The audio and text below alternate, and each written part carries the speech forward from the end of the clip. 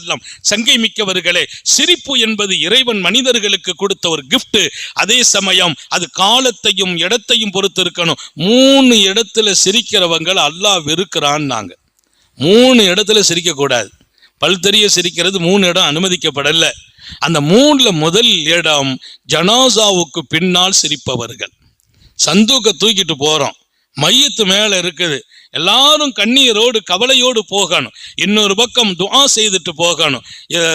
அபு சையதுனா சஹாபாக்களுடைய வாழ்க்கையிலே நான் படித்தேன். ஒருத்தர் வந்து கேட்கிறார், அந்த ஜனாசா யாருன்னு தெரியல. ஜனாசா யாருன்னு கேட்டார். அவங்க உடனே சொன்னாங்களாம், அந்த நீந்தான் நாங்களாம், நீந்தான். அவர் அதிர்ச்சி ஆயிட்டார். இல்லை, அந்த ஜனாசா யாருன்னு கேட்டாதான் நீன்னு சொன்னேன்னாங்க. நானா? நீ இல்லைன்னா நான் நாங்க. நீ இல்லைன்னா நான். அல்லாஹ் சொல்றான் குரான்ல, இன்னக்க மையத்துன் இன்னகும் மையத்துன். அவங்க மையத்து, நீங்களும் மையத்து தாங்கிறான். அவங்க மையத்து, நீங்களும் மையத்து தாங்கிறான். அப்படின்னா ஒரு நாள் நீ போகணும், ஒரு நாள் நான் போகணும். ஒரு நாள் நீ போகணும்பா, இன்னொரு நாள் நான் போகணும். மையத்துக்கு பின்னால போற போது அவர் யாருங்கிற விவகாரமும் அவருடைய அட்ரஸுமா இங்கே விஷயம்.